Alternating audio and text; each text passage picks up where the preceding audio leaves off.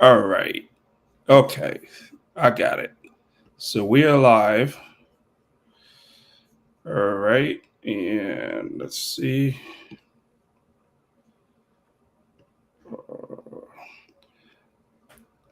All right. So all right. So we are live, Dr. Williams. We will start shortly. I'm just trying to make sure I get the default area complete. And let's see. Okay. All right. We don't have, I can't see that we have anybody here, so we'll start in a few minutes. Let me just make sure I get it Okay. right. Okay, so let's see, maximize. All right, and all right, let's see.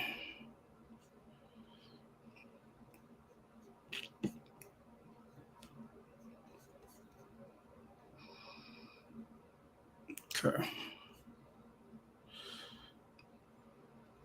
Uh,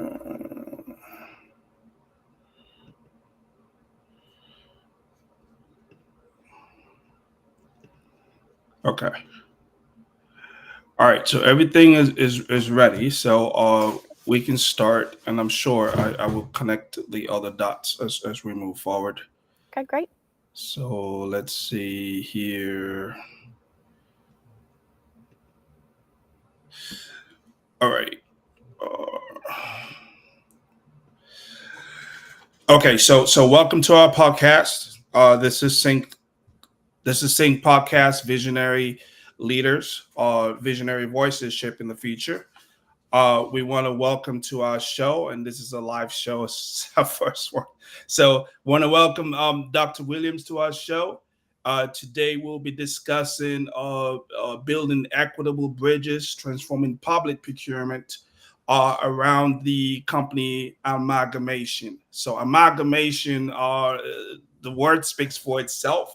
It is a unique context, doctor. So, thank you for that. So if you're trying to think, well, what does that mean, right? So combination of multiple entities into one. So meaning of companies coming together for maybe a solution based project or solution based situation. So welcome, Dr. Williams. Again, subscribe to our channels. If you're watching on YouTube now, thank you as well. With back to you, Dr. Williams. So, what would you say? The origin of your story. Can you let us know what led you to start the amalgamation and what challenges small business face in government contracting today? Yeah, absolutely. And thank you so much for having me here today to share my story. Because it's not just my story, it's the story of countless small businesses across the country, which is why I started the amalgamation. So I have a consulting business called 1911 Consulting, and that I started after I worked in government. So I worked in government. I was on the other side of procurement. So I was helping hire firms for what we needed. And so when I went independent, I said, well, I can do government contracts. It's the work I do. I know it well.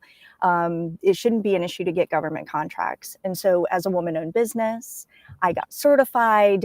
I did all the trainings. I did all the networking. And I was still really struggling to get a contract. And so I just happened to be at a networking event, and I was talking to some other small business owners. And it turns out that it's not just me, right? That the experiences that I had are the experiences of others. And so it's like, well, as a sociologist, we always say if there is a pattern, there's an explanation. So I really wanted to understand why small businesses, and especially small businesses owned by women, minorities, and veterans, right, as the government lingo calls us, why we were struggling so much. And so as a data geek, I dove right into the research. I read everything I could. I interviewed businesses across the country in every industry, seeking contracts at every level, so state, local, and federal. And I put together a framework of where the disparities were, where some solutions lied, and said, okay, well then as small businesses, why don't we come together or amalgamate and fix these? And so that's exactly what I did. All right. Thank you for that. Thank you for that. So when we go back to, again, this part of why now for small business and government contracting, I did a little bit of a lookup, and what I do see in the United States is about 38 to 39 million small businesses. And out of those 39 million small businesses, there's about 12% that actually does some form of government contracting. And out of that 12%, 0.0002 are the ones that actually have won some form of government contracting. So even me, even myself in the government contracting space, I can understand the struggle of just connecting the dots, and it's just a very very wide area. So as we dive in, Dr. Williams, so why now small business and government contracting? As community laws, how can we thrive in challenging times, and how can we connect more as small business owners?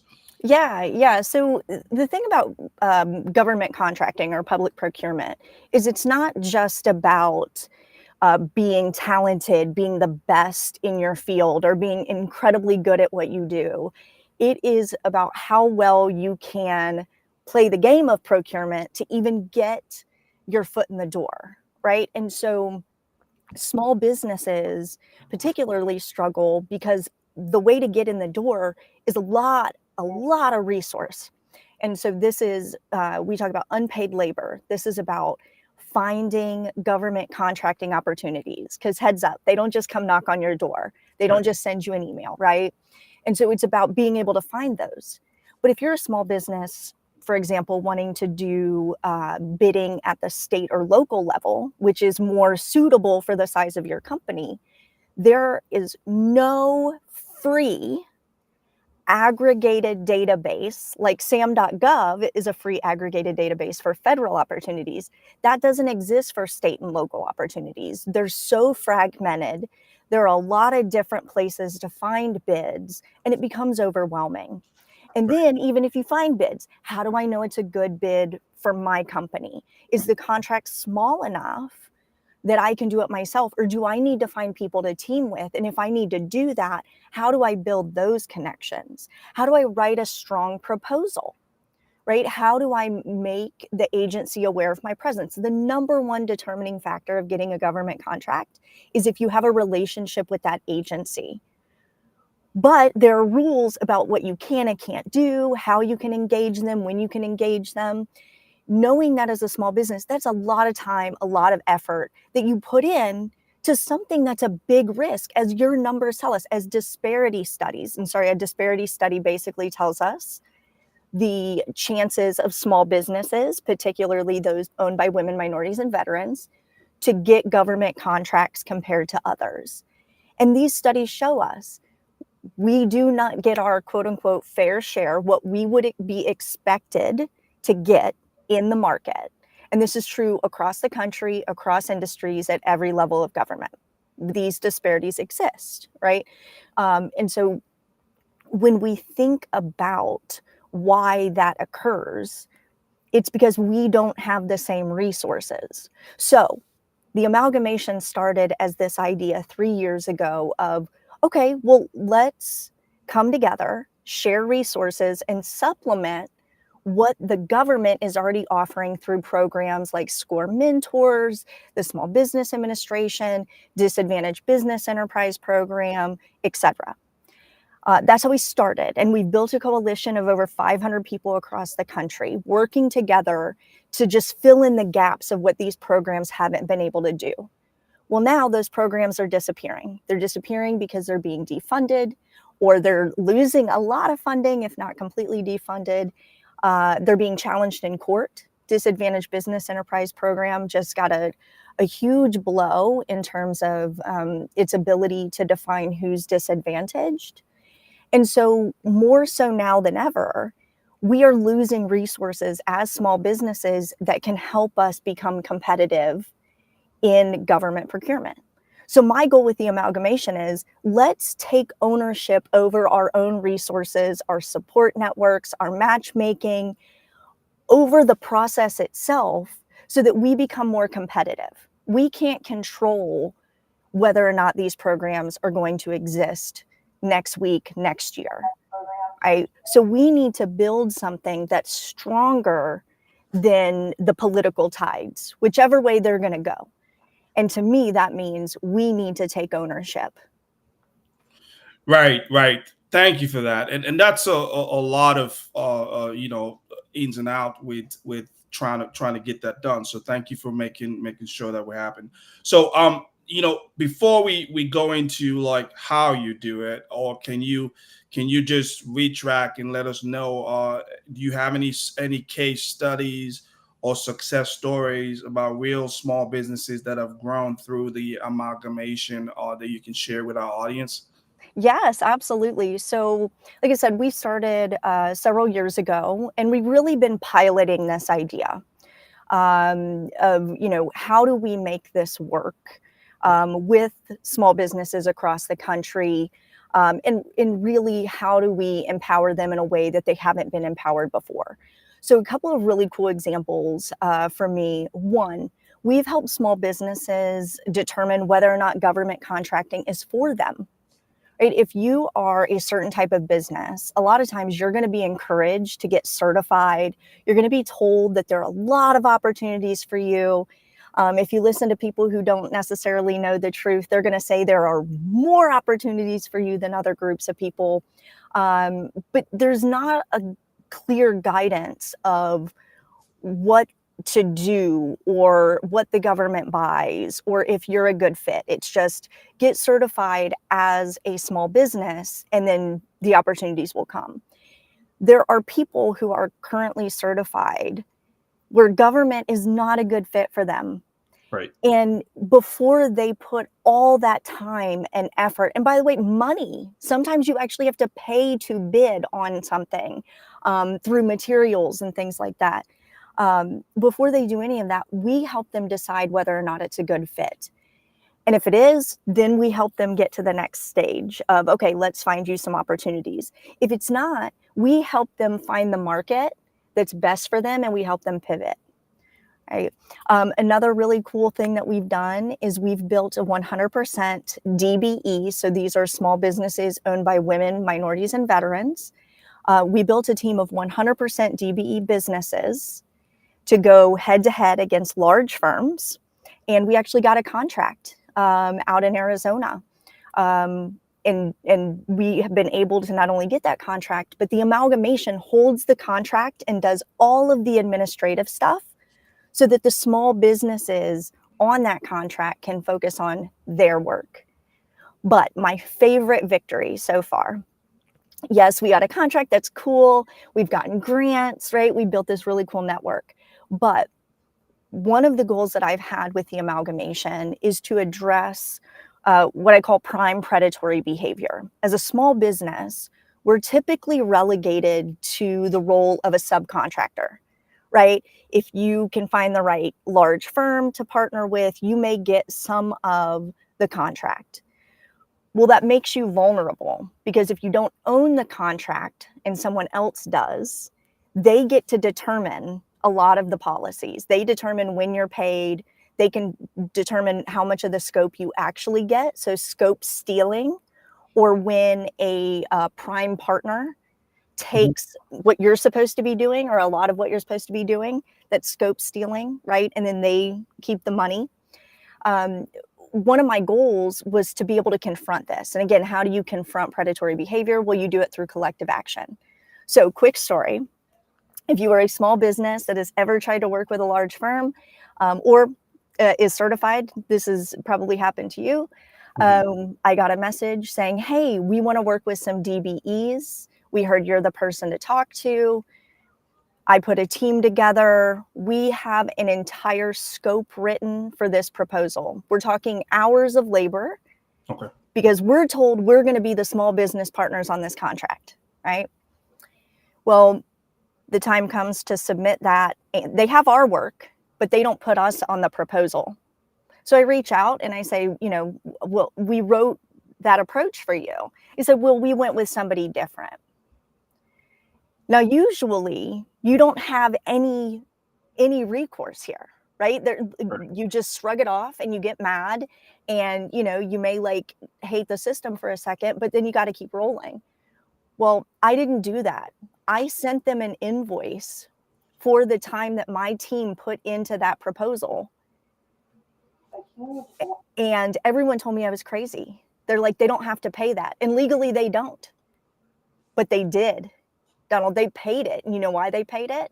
Because they knew that we are part of a coalition, and that word was going to get around and nobody was going to work with them in the future. And that, to me, and so we got paid for the work that we put in, even though we were never going to be on that contract. Right. We provide checks and balances through collective action that do not exist when we work on our own. Right. And teaming is always the best way when it comes to such large and dynamic industry like the government. So I think you mentioned something. You said government contracting may not be for that particular business. So just to help, a lot of people, because when we say government contracting in the back end, a small business is always looking for growth, more capital, more revenue, bigger clients, right? And with the government, they even set their scope. A small business can probably be generating $50 to $100 million, and it's still considered a small business in the government. So there are very attractive reasons why a small business may say, "Well, I want to do government contracting." But to help us, what do you think? Have you seen in your journey that will say, like, somebody to say, well, this is not for me, or I should not even consider doing government contracting? There's 38 million businesses, right? And the government almost sells everything. So Yes. what are things that a small business owner or small businesses should look for, or should be like, well, I'm not the right fit? Yeah, I think, when we talk about government contracting, you're right, it's very attractive. The United States government is the number one buyer of goods and services in the world. Right. And they buy a lot of things, right? Right. But the way that they buy things, who they buy them from, and their process through which they buy these things doesn't mean that it's necessarily, quote unquote, open to all of us. Okay. Okay. And so it's open insofar as they can put word out there, but they may have a vendor that they've been working with continuously, cycle after cycle, right? And if they're happy with that, they're probably going to stick with it. My first word of advice is always before you do anything, I'm talking getting certified, because that's how people get lured into government contracting a lot of times, right? So they're like, oh, I'll get certified, and then all these opportunities, because we hear about set-asides and how the government wants to work with us, which that's true, but there's a caveat.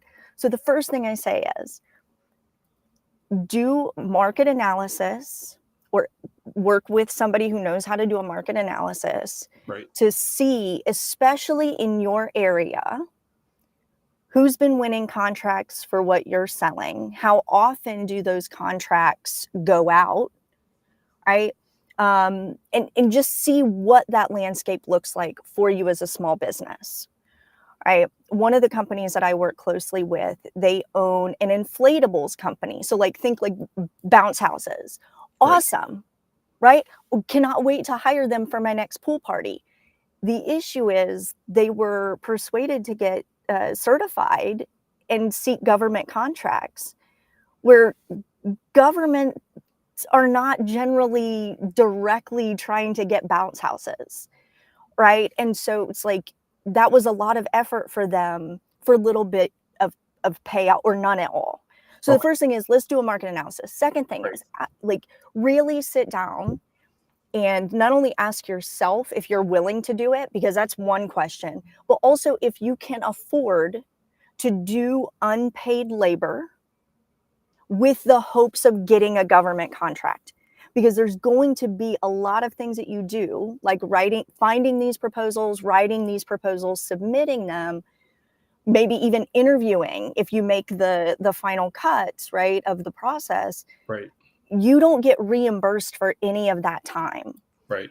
And a bid may require you, for example, to deliver 7 printed, why 7 is usually the number, I don't know, but like 7 professionally printed and bound copies of this proposal.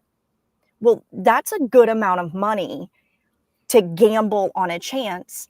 And then you have it in the back of your mind that we're at a disadvantage, and the research tells us that.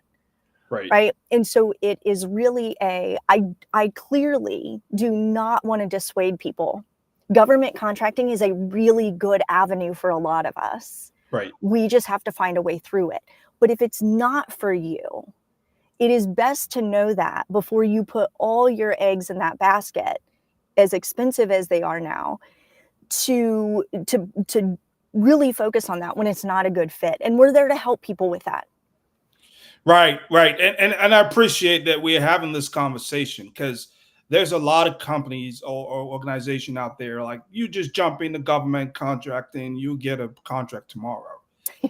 You just do dips, or sign your account on dips. You'll start, supplying the federal government tomorrow, right? Even with dips, even to get your account approved by dips, it's a process. You go through Yes. a tremendous process to get your account registered just by dips. So there's a lot of ups and downs with government contracting, or doing the government process as a small business owner. And like you said, Dr. Williams, is not to scare people, is to kind of prepare people for the venue. And and of course, I myself, I would say I am a big offender, because I did not do no market analysis when I started. I just jumped in. So thank you for letting the audience know that a market analysis is a great way to start to figure out your edge and where exactly you are going to fit in. So we're going to pivot back now to your organization. What is your approach in let's say getting a small business owner to know its value, or where it lies in the government space? Yeah, so when people join the amalgamation, and when I say what we are now, we're a collective that's now welcoming members. So we have a monthly membership. Great. And with that membership, you get all access to all of our resources. Some of those resources are consulting hours, and other resources to help you determine whether or not it's a good fit, right? And something that makes us really special in that way is that because we are private, so we are an LLC, we are not run by government, we are not funded by government, we can say things in a way that government-sponsored programs cannot. And so I'm not trying to sound like a Mason here. There's nothing like really secretive, but there are truths, right, that we need to acknowledge in this space that a lot of programs simply can't. Okay, and I'll give you an example. There are government procurement trainings out there where you can attend, and they'll say, "Here's how to do business with us." Right? And you're taking notes, you're all excited. The gist of most of these is going to be find a good fit opportunity, or an opportunity that is good for your business, that you can actually supply that good or service. Right. And then write a really good proposal. That's it. Well, I don't know what that means, right? Like what is a really good proposal? Right. This is where we're at a disadvantage. This is the biggest gap outside of networking, where small businesses are at a disadvantage, because large firms have people who write these for a living, right? They could crank these things out in their sleep. Where somebody like me, I'm really good at what I do, but I'm not a professional proposal writer per se. I pay people to write my proposal at this point through the amalgamation. Because I'm like, we offer discounted rates for small businesses who need this support. And it's because when you go to those trainings, there's only so much they can say. Whereas we can be a lot more blunt about, okay, we can tell you how to network. We can show you the step-by-step of how to write a strong proposal. And something that we did last year that was really popular is we did a debrief. So a debrief is something that if you go for a government contract and you don't win, you can request that they tell you why, right? Federal, they legally have to do these things. State and local, they don't.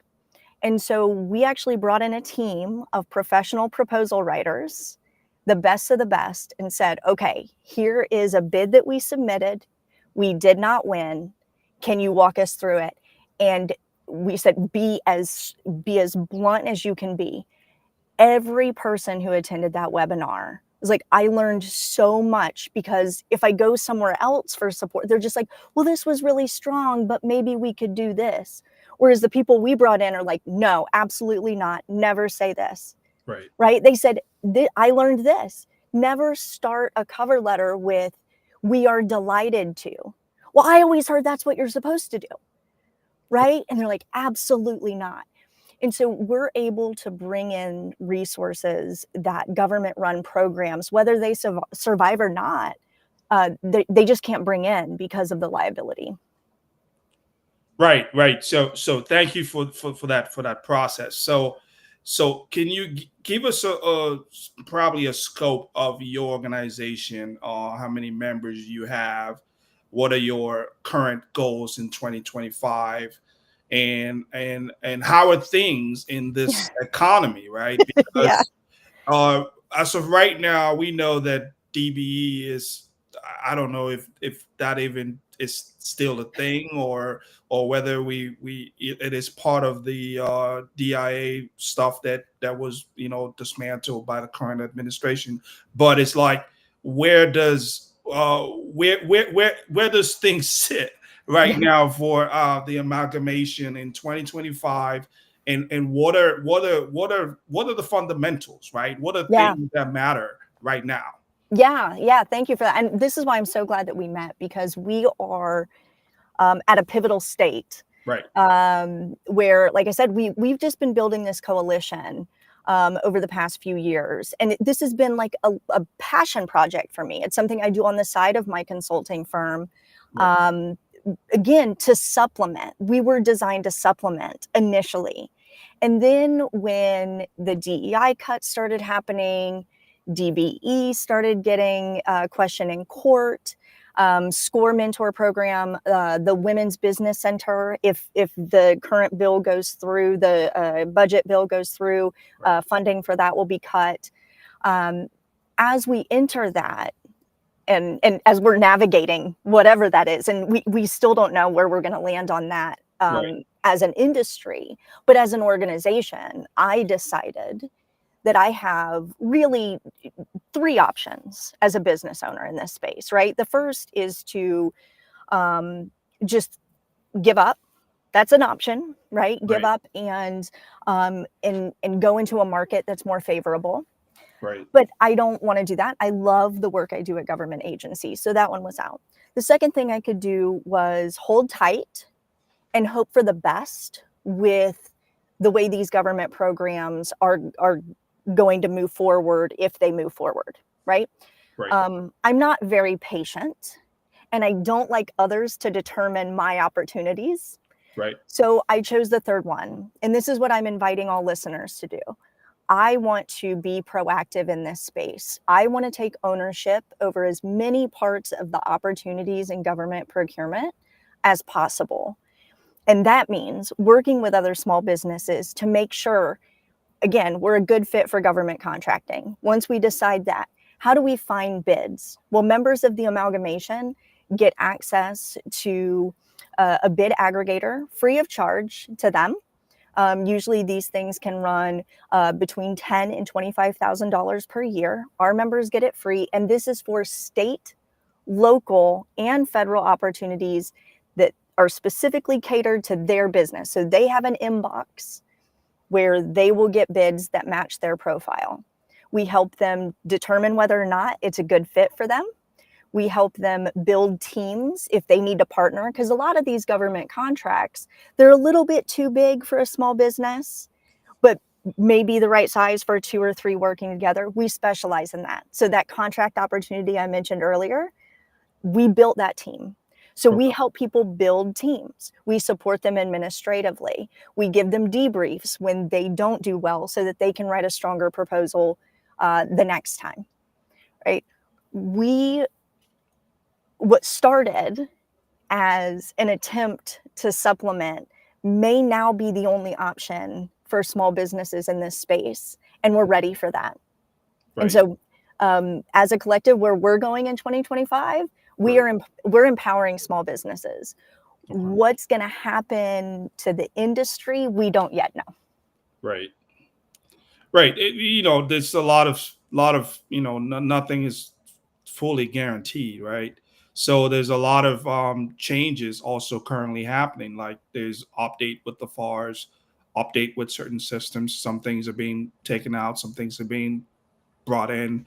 But business continues, business moves, and I'm sure even the federal government run out of paper towel, they run out of they're going to run out of things, right? So I think that aspect of what's essential and what's not for them also plays a role into how the amalgamation can maybe work with their business or their members to pivot, right? So exactly. So currently, what are your target, or I'm not sure if you mentioned that, but how many current members do you have, and what are your target members, let's say, in the next 12 months? Yeah, so we have just opened up the opportunity to join official through a membership. Sure. And I am proud to report, as of this morning, we have 3 paying members of the coalition, again, because we just opened this. And I wanted this podcast to be the first official public launch. Sure. To say that as we move forward in public procurement, the more of us who join this coalition and take ownership of these resources, the more resources we can get, right? The stronger we become as small businesses. And I know, I will be the first to tell you, as a small business, and when I say small, I'm like the micro of the micro. I'm a solopreneur, right? When someone says, well, do you want to join this collective that is new, and it's a brand new model in this space. Oh, and by the way, this space is really scary and is not always friendly to small businesses, but please pay us $100 per month and we're going to help you. There is hesitance there, which I completely understand. And so when people ask me about, what are we hoping for? This is my hand to heart, honest response. I hope that everybody who needs support and empowerment in small business joins us. If that's 5 total people in 2025, then that's okay. But I have a feeling it's going to be a lot more than that, right? And so it's let's invest. And as more and more people join, then what we can do is, as a collective, decide what other resources do we bring in? What do we truly need? Do we need an in-house proposal writer that supports everybody in the amalgamation for a certain number of hours per month?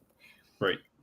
We don't know that yet, but that's the cool part, is that we as small businesses get to decide that together as we amalgamate.